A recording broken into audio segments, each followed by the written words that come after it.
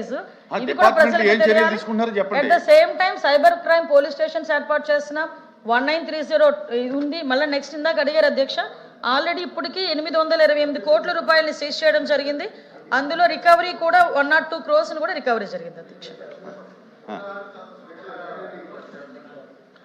ఇక్కడ ఐటీ శాఖకు సంబంధించి కూడా ఉంది అధ్యక్ష. నేను ఏంటంటే ఇది మన ప్లాట్ఫామ్స్ తో కూడా మాట్లాడటం జరిగింది అధ్యక్ష. ఇది ప్రభుత్వ పాఠశాలల దగ్గర నుంచి కూడా ప్రజల్లో కూడా ఒక అవగాహన తీసుకొచ్చేదానికి ఒక కార్యాచరణ మేము డిస్కస్ చేస్తున్నాం అధ్యక్ష. ఇది కో బ్రాండింగ్ అంటే ఆంధ్ర రాష్ట్ర ప్రభుత్వ ప్లాట్ఫామ్ వాళ్ళు కూడా వచ్చి అన్ని గ్రామాల్లో అన్ని ప్రభుత్వ పాఠశాలలో కూడా పిల్లలకి స్టూడెంట్ లెవెల్ నుంచి తీసుకురావాలి అధ్యక్ష. ఎందుకంటే అది ఐటీకి సంబంధించిన సబ్జెక్ట్. అది వాళ్ళు వచ్చి కూడా నన్ను కలిసారు, ఐటీ శాఖ మంత్రులు నన్ను కలసడం కూడా జరిగింది అధ్యక్ష.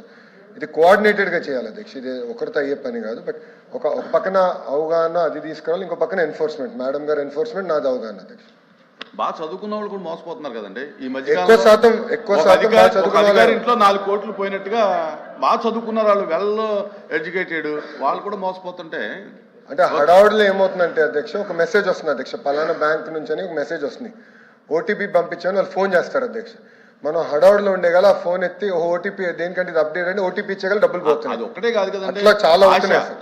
పెట్టుబడి ఆశ, అసలు కనపడని వ్యాపారానికి పెట్టుబడి, ఆ సమస్య ఉంది. అందుకే అవగాహన తీసుకొచ్చేదానికి ఎక్కువ అవగాహన తీసుకురావాలనేది నా ఆలోచన.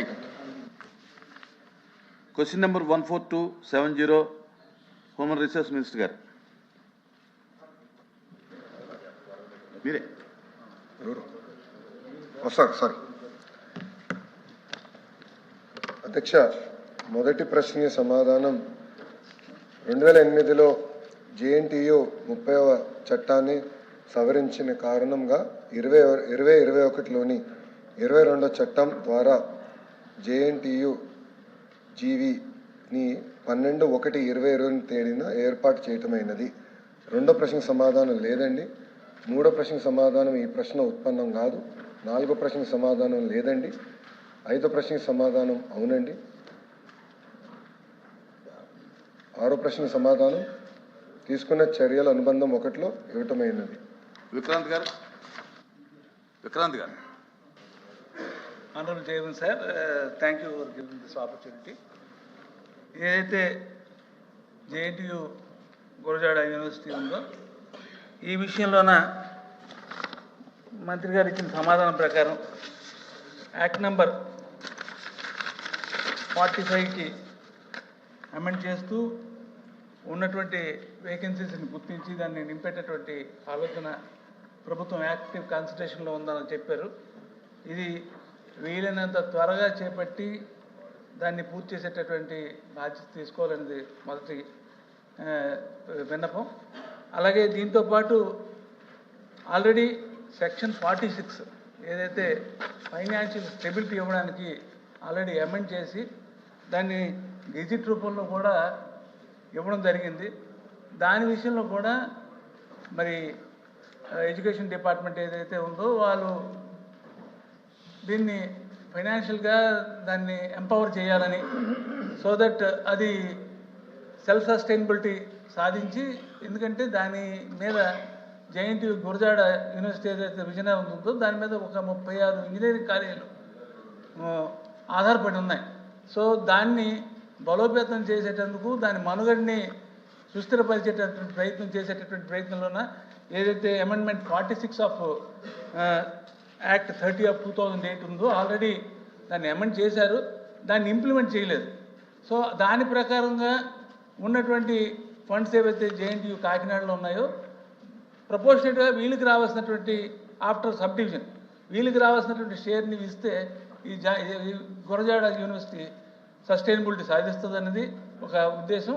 అలాగే ఉన్నటువంటి పరిస్థితుల్లో దానికి పూర్తి స్థాయిలో ఉన్న స్టాఫ్ని అలొకేట్ చేస్తే రేపు ఉదయం దానికి రావాల్సినంత అక్రిడేషన్స్ కానీ లేకపోతే ర్యాంకింగ్స్ కానీ ఇంప్రూవ్ అయ్యి మంచిగా ఏదైతే బ్యాక్వర్డ్ రీజన్ అయినటువంటి నార్త్ కోస్టల్ ఆంధ్రాలో ఉన్నటువంటి ఈ సదుపాయాన్ని మనం వినియోగించుకోవడానికి అవకాశం ఉంటుందని. ఆఖరిగా ఇంకొకటి ఏంటంటే, మరి తెలుసో తెలియకో ఒక 21 మంది టీచింగ్ స్టాఫ్, అలాగే 6 non teaching staff they are on deputation basis working away from JNTU Gurajada university. So వాళ్ళని రీపాట్రియేట్ చేస్తే కొంతవరకు ఈ సమస్యకి పరిష్కారం ఉంటుందన్నది నా అభిప్రాయం. ఏది ఏమైనప్పటికీ కూడా ఆఖరిగా ఏంటంటే రాబోయే రోజుల్లో నా కురుపాంలోనేమో ఒక ట్రైబల్ ఇంజనీరింగ్ కాలేజ్ తయారైంది. దాన్ని ఈ అకాడమిక్ ఇయర్లో స్టార్ట్ చేయాలంటే ఖచ్చితంగా జేఎన్టీయు గురజాడ యూనివర్సిటీ ఏదైతే ఉందో ఇది బలోపేతం అయితేనే ఫర్దర్గా కూడా మా ప్రాంతంలో ఉండేటటువంటి ఈ యూనివర్సిటీ అఫిలియేటెడ్ కాలేజెస్ అన్నీ కూడా సమర్థవంతంగా నడుస్తాయని మీ ద్వారా కోరుకుంటున్నాను. మంత్రి గారు. గౌరవ సభ్యులు చెప్పినట్లు అధ్యక్ష,